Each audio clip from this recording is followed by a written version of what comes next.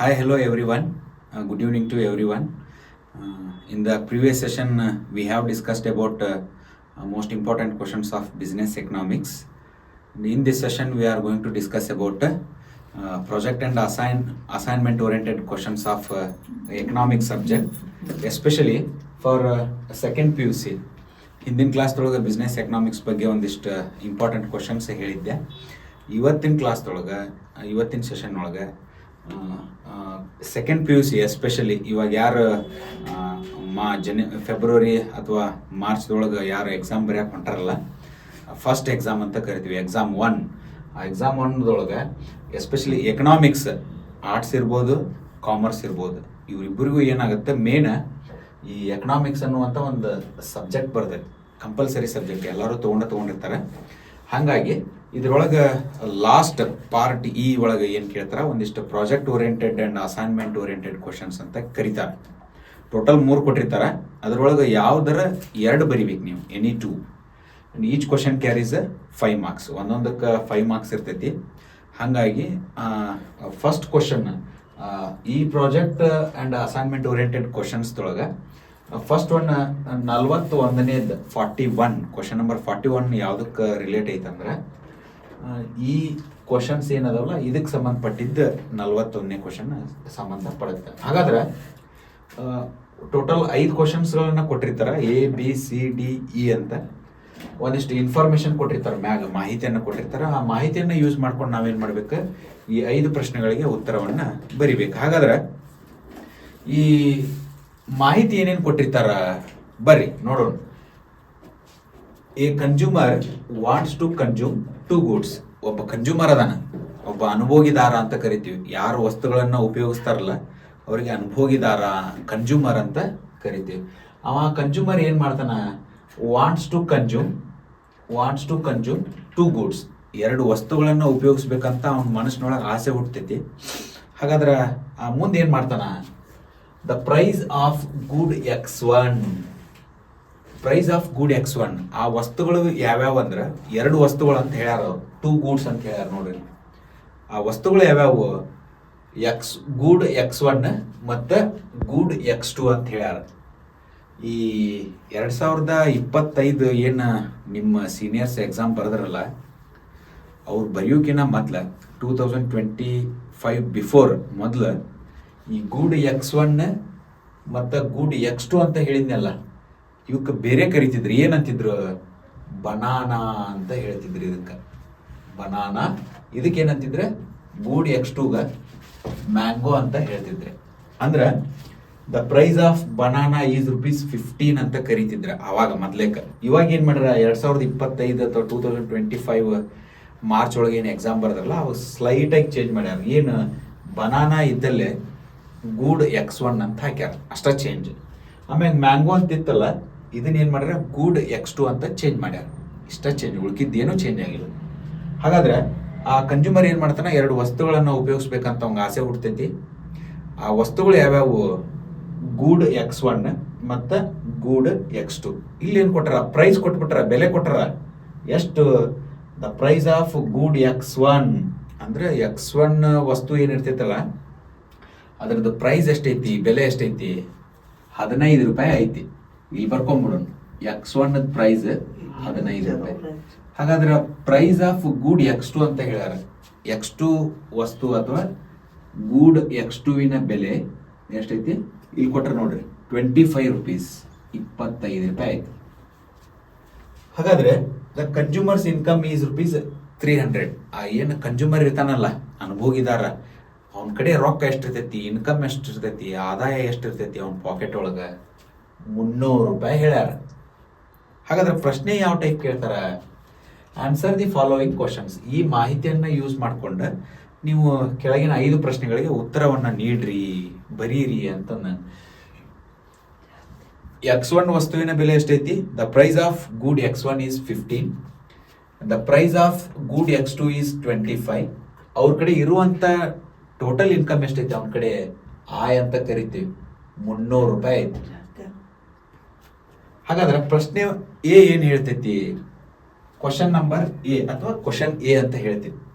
How many X1 goods X1 goods a consumer can consume if the entire income is spent on that good ಅಂತ ಹೇಳ್ಯಾರ.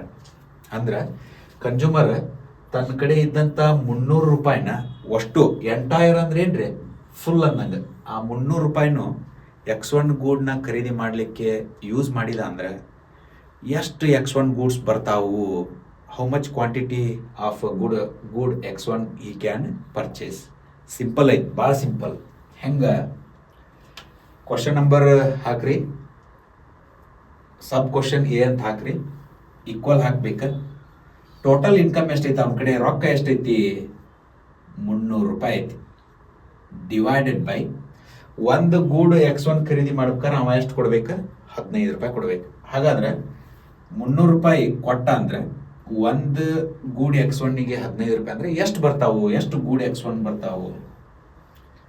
15 ಒಂದ್ಲೆ 15 ಎರಡ್ಲೆ 30 ಅಂದ್ರೆ 20 X1 goods ಅವ ಏನು ಮಾಡ್ಬೋದು, purchase ಮಾಡ್ಬೋದು. 300 ರೂಪಾಯಿ ಕೊಟ್ಟನಂದ್ರೆ ಅವಂಗೆ ಎಷ್ಟು ಕೊಡ್ತಾರ ಅವ್ರು, 20 X1 ಗೂಡ್ಸ್ಗಳನ್ನು ಖರೀದಿ ಮಾಡ್ಕೊಂಡು ಮನೆಗೆ ತೊಗೊಂಡು ಬರ್ತಾನೆ. ಅವಾಗ ಏನಾಗುತ್ತೆ, next B question, how many X2 goods a consumer can consume if the entire income is spent on that good ಅಂತ ಹೇಳ್ಯಾರ. ಒಂದು ವೇಳೆ ಇದನ್ನ ಬಿಟ್ಬಿಡ್ರಿ, ಗೂಡ್ X1 ಬಿಟ್ಬಿಡ್ರಿ, ಸಾಕಿದೆ, ಇದು ಬ್ಯಾಡಿದೆ. ಅವ ಏನಾಗುತ್ತೆ, ತನ್ನ ಕಡೆ ಇದ್ದಂಥ 300 ರೂಪಾಯಿನ ಯೂಸ್ ಮಾಡ್ಕೊಂಡು ಗೂಡ್ X2 ಖರೀದಿ ಮಾಡಕ್ಕೆ ಹೋದ್ನ ಅಂತ ಇಟ್ಕೋರಿ. ಎಷ್ಟು ಬರ್ತಾವೆ ಗೂಡ್ X2? ಸೇಮ್ ಕ್ವಶನ್ ಬಿ ಅಂತ ಹಾಕ್ರಿ. ಟೋಟಲ್ ಎಷ್ಟೈತೆ ಅವನ ಕಡೆ ಇನ್ಕಮ್ 300 ರೂಪಾಯಿ ಐತಿ. ಒಂದು ಗೂಡ್ X2 ಖರೀದಿ ಮಾಡ್ಬೇಕಾದ್ರೆ ಇಲ್ಲೈತೆ ನೋಡ್ರಿ 25 ರೂಪಾಯಿನ ಕೊಡ್ಬೇಕಾಗತ್ತೆ. ಹಾಗಾದ್ರೆ 300 ರೂಪಾಯಿ ಕೊಟ್ಟನಂದ್ರೆ ಒಂದು X2 ಗೂಡಿಗೆ 25 ರೂಪಾಯಿ ಅಂದ್ರೆ ಎಷ್ಟು ಬರ್ತಾವು?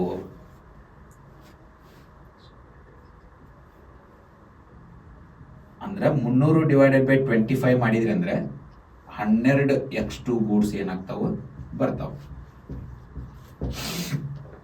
ತಿಳಿತಲ್ಲ? ನೆಕ್ಸ್ಟ್ ಮೂರನೇ ಕ್ವಶನ್ ಏನು, question C, is the slope of budget line downward or upward ಅಂತ ಹೇಳ್ಯಾರ. ಈ ಬಜೆಟ್ ಲೈನ್ ಏನಿರ್ತೈತಲ್ಲ, ಬಜೆಟ್ ರೇಖೆ ಅದು ಕೆಳಮುಖ ಆಯಿತು ಏನು ಮೇಲ್ಮುಖ ಆಯಿತು ಅಂತ ಕೇಳ್ತಾರೆ. ಒಂದ ಹೇಳ್ಬಿಡ್ತೀನಿ, ಏನು ಬಜೆಟ್ ಲೈನ್ ಏನಿರ್ತೈತಲ್ಲ, ಸ್ಲೋಪ್ ಆಫ್ ಬಜೆಟ್ ಲೈನ್ ಇದು ಯಾವಾಗಲೂ ಡೌನ್ವರ್ಡ್ ಇರ್ತೈತಿ. ಏನು ತಲೆ ಕೆಡಿಸ್ಕೋಬೇಡ್ರಿ. Question number project oriented and assignment oriented question ಕೊಟ್ರಂದ್ರೆ, ಎಸ್ಪೆಷಲಿ ಈ ಕ್ವಶನ್ ಬಂತಂದ್ರೆ ಎ ಮತ್ತು ಬಿ ಎರಡ ನಿಮ್ಮ ಕ್ಯಾಲ್ಕುಲೇಷನ್ ಪೋರ್ಷನ್ ಇರೋದು. ಕ್ಯಾಲ್ಕುಲೇಟ್ ಮಾಡುವಂಥವು ಎ ಮತ್ತು ಬಿ ಎರಡ ಇರ್ತಾವೆ. ಉಳ್ಕಿದ್ವೇನಿರ್ತಾವೆ ಕ್ವಶನ್ ಥಿಯರಾಟಿಕಲ್ ಇರ್ತೈತಿ. ಯಾವಾಗಲೂ ಏನಿರ್ತೈತಿ, ಇದು ಬಜೆಟ್ ಲೈನ್ ಡೌನ್ವರ್ಡ್ ಇರುತ್ತೆ. ಇಳಿಮುಖ ಕೆಳಮುಖ ಅಂತ ಕರಿತೀವಿ, ಇಳಿಮುಖವಾಗಿರ್ತೈತಿ, ಡೌನ್ವರ್ಡ್. ಅದಾದ್ಮ್ಯಾಗ ಡಿ ನೋಡ್ರಿ, are the bundles on the budget line equal to the consumers income or not ಅಂತ ಹೇಳ್ಯಾರ. ಇಲ್ಲೇನು 20 X1 ಗೂಡ್ಸು 12 X2 ಗೂಡ್ಸ್ ಏನು ಖರೀದಿ ಮಾಡ್ತಾನಲ್ಲ, ಇವು ಕನ್ಸ್ಯೂಮರ್ನ ಇನ್ಕಮ್ಮಿಗೆ ಈಕ್ವಲ್ ಅದಾವೋ ಇಲ್ಲೋ ಅಂತ ಕೇಳ್ತಾರೆ.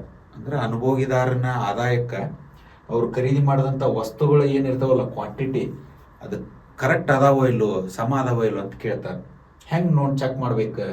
ಅವ ಎಷ್ಟು X1 ಗೂಡ್ಸ್ನ ಖರೀದಿ ಮಾಡಿದ? 20.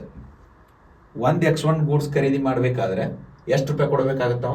15 ರೂಪಾಯಿ. 15 ಇಂಟು 20 ಅಂದರೆ 300 ಆಗುತ್ತೆ. ಅವನು ಟೋಟಲ್ ಇನ್ಕಮ್ ಎಷ್ಟೈತಿ? 300 ರೂಪಾಯಿ ಆಯ್ತು ನೋಡ್ರಿ. ನೆಕ್ಸ್ಟ್ ಎರಡನೇದ್ದು 12 X2 ಗೂಡ್ಸ್, 12 X2 ಗೂಡ್ಸ್ ಖರೀದಿ ಮಾಡಿರ್ತಾನೆ. ಒಂದಕ್ಕೆ ಎಷ್ಟು ಪೇ ಮಾಡ್ತಾನವ? 25 ರೂಪಾಯಿ. 25 ಇಂಟು 12 ಮಾಡಿದ್ರಿ ಅಂದರೆ ಅಗೇನ್ 300 ರೂಪಾಯಿ ಬರ್ತೈತಿ. ಅಂದ್ರೆ ಏನು, ಇಲ್ಲೇನು ಖರೀದಿ ಮಾಡಿರ್ತಾನಲ್ಲ ವಸ್ತುಗಳು, ಆ ವಸ್ತುಗಳು ಏನಾಗಿರ್ತಾವ? ಕನ್ಸ್ಯೂಮರ್ನ ಇನ್ಕಮಿಗೆ ಸಮ ಆಗಿರ್ತಾವ.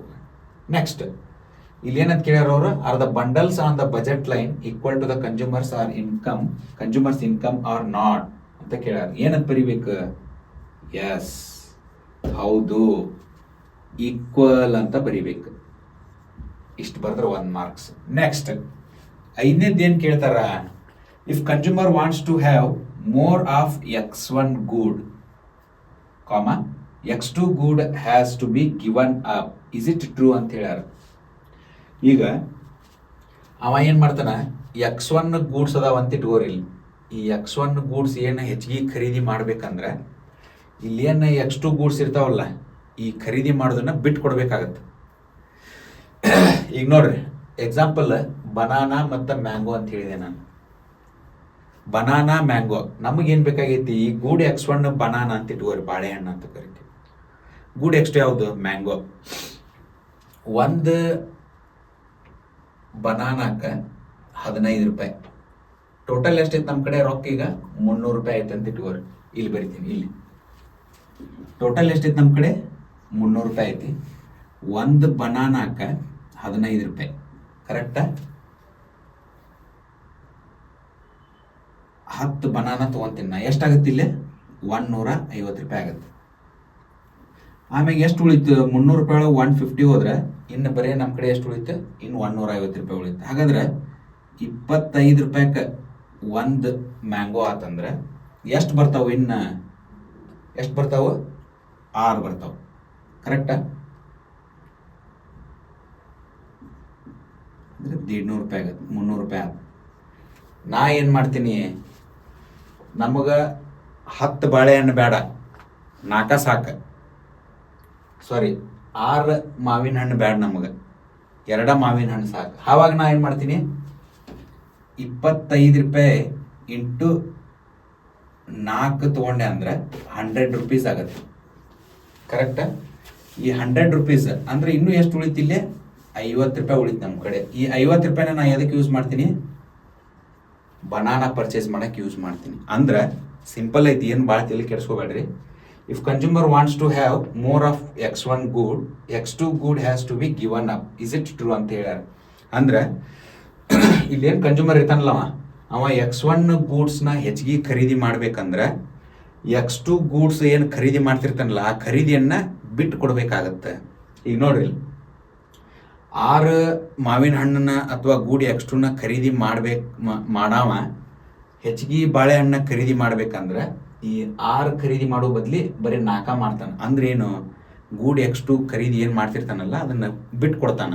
ಇದು ನಿಜಾನ ಏನು ಸತ್ಯನ ಏನಂತ ಕೇಳ್ತಾರೆ. ಅವಾಗ ಆನ್ಸರ್ ಏನು ಬರೀಬೇಕು, ಎಸ್ ಇಟ್ಸ್ ಟ್ರೂ,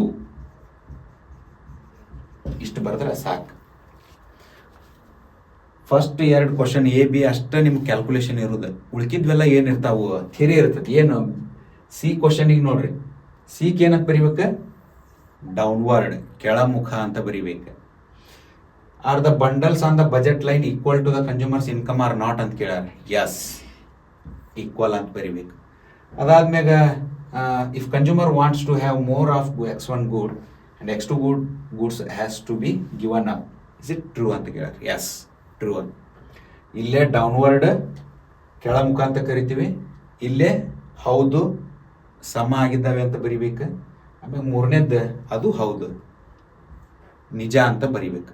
ಇಷ್ಟು ಬರೆದ್ರೆ 5 ಮಾರ್ಕ್ಸ್ ಕೊಡ್ತಾರೆ. ಹಾಗಾದ್ರೆ ಇವತ್ತಿನ ಸೆಷನ್ ಒಳಗೆ ಒಂದು project and assignment oriented question ಬಗ್ಗೆ ಡಿಸ್ಕಸ್ ಮಾಡಿದ್ವಿ. ಇದಕ್ಕೆ ಸಂಬಂಧಪಟ್ಟಂಗೆ ನಿಮ್ಗೆ ಏನಾರ ಡೌಟ್ಸ್ ಇತ್ತಂದ್ರೆ ಕಾಮೆಂಟ್ಸ್ ಒಳಗೆ ಹಾಕಿರಿ. ಆಮ್ಯಾಗ ವಿಡಿಯೋ ಇಷ್ಟ ಆಗಿತ್ತಂದ್ರೆ ಲೈಕ್ ಮಾಡಿರಿ. Thank you.